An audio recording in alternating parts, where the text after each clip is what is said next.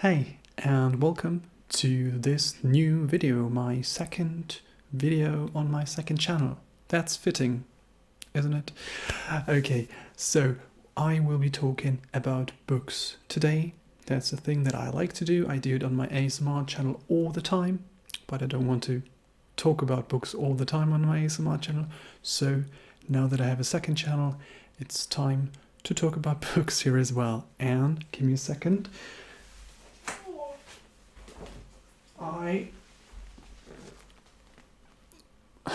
I bought a couple of books, and I will be talking about the books that I bought, and I will be just talking about books in general and purchasing books and stuff like that. I hope you're prepared. I hope you have something to drink and you are relaxed. So here we go. So I don't know if you can tell, I turned on the autofocus, but I don't know how good it is. It looks alright. These books are not new, they are used. Autofocus, hey, it's me. Please. This autofocus is so freaking bad. I should have switched to manual focus. Here we go. Alright. So these books are used. Some are in better shape than others. This one right here looks perfectly fine. It looks like it's been never ever read before. But these two books especially, they look pretty wasted. But you know what? I don't care, because the content is the exact same. They do not totally fall apart. I mean, this one right here, it was fixed with tape, and there are also some markings in there, but I don't mind. Like I said, the content's the same, and you're doing something good for the environment, because there's so many books out there. Why would you need new books? They are already printed, so why not use what we already have? And B, it's very, very much cheaper than buying new. This stack of books that you just saw, 11 books I think, I paid like 41 euros for them, so not even 4 euros per book, which is such a great price. So if I went to the bookstore, I would get like, I don't know, maybe 5 books for the price, and now I got 11, and that's a great deal. So if you are interested in saving our environment, be sustainable, and save a buck or two, then buy your books used. I'm from Germany, so I can only recommend you German sites where you can do that. It's Medimops, that's where I purchased them. Rebuy and Book Looker, I don't know, there are a couple of German sites, but I don't really know if there are any international or US sites. That's my tip for today. Buy used, not only books, everything.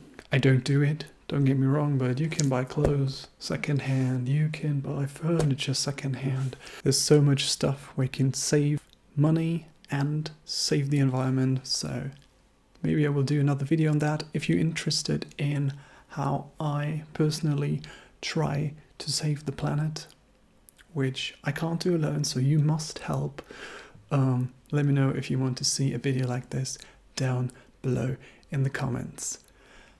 And now let's go ahead and talk about some of the books that I bought.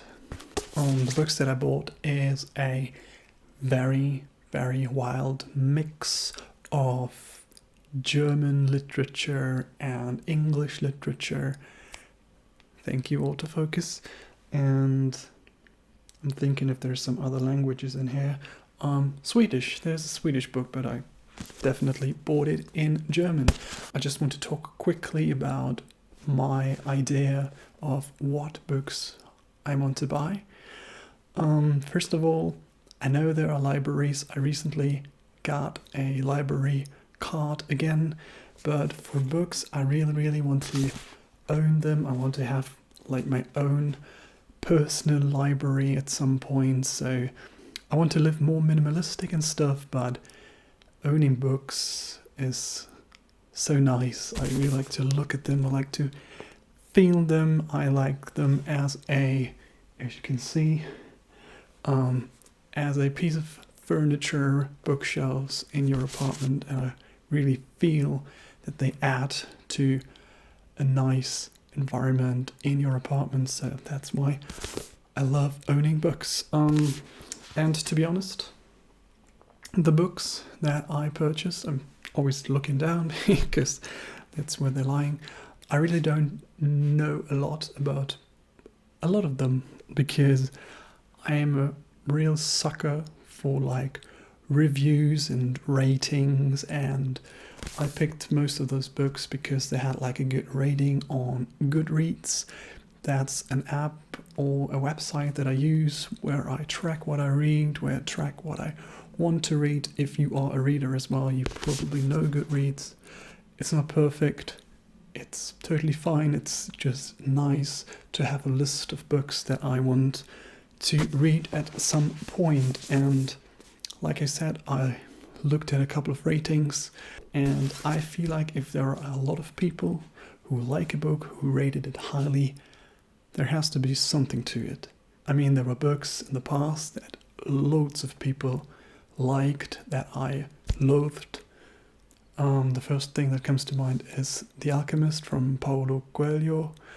I hated it. It was god-awful, but a lot of people like it. But yeah, it's my turn to find out. And those are some books that I am very eager to read. This is And Then There Were None by Agatha Christie. I read Murder on the Orient Express, I don't know, half a year ago, but the problem was I've seen the new movie not so long before that, so that I knew the ending, which I won't spoil now, but so it was kind of pointless, but I don't know what's going on in this book, and I'm looking forward to it because I liked her writing and her storytelling very much, and I'm very interested. Another thing that I like to do is read books that were made into movies that I like, and a lot of the times you don't really know that some movies are actually originally from books. So this is Cormac McCarthy's No Country for Old Men, and I really loved the movie, although I have not seen it in a long time. I should do it again. And I loved Cormac McCarthy's The Road. I actually wrote a very long paper about The Road. That was like a neat combination between an author that I liked and a movie that I liked, so I thought there's nothing that could go wrong, and I'm looking forward to read that. Those two books that I have here are like, I don't know if they're readers' favorites or people's favorites, but they're very, very highly rated and considered classics. At least I feel like that. This is Kurt Vonnegut's Slaughterhouse-Five. It's probably read in school, at least. That's why I think there are some parts that are underlined here. It's a classic. I don't know what's it about. Let me just read. Slaughterhouse-Five, an American classic, is one of the world's great anti-war books. Centering on the infamous firebombing of Dresden, Billy Pilgrim's Odyssey through time reflects the mythic journey of our own fractured lives as we search for meaning in what we fear most. It doesn't say a lot. It's supposed to be, like it reads in the back, very tough and very funny, so that seems like a good combination. I'm looking forward to that as well. And this is Terry Pratchett's and Neil Gaiman's Good Omens. It was somewhat recently, I think, made into an Amazon Prime show. I've not seen it. I don't know what's going on here. I feel like it's also kind of funny. And It is. There's like 1, 2, 3 mentions of the word funny on the back of this book, so there must be something to it. So those two classics are something that I'm interested in. Good Omens is kind of the same thing as No Country for Old Men, where it is a show now and not a movie, but it was made into another medium, so I'm really, really interested in reading those books. You get the drill. And like I said, I also bought some German books, although this one actually, Khaled Hosseini's Drachenläufer in German. I'm not quite sure what's the name in English, but I accidentally, the Kite Runner, accidentally bought it in German for whatever reason. I read most English books in their original language, which is English, but whenever I can't read the language, like Friedrich Bachmann's Kleine Stadt der großen Träume, I don't know what it's called in English, and I can tell you what it's called in Swedish, Björnstad. That sounds good.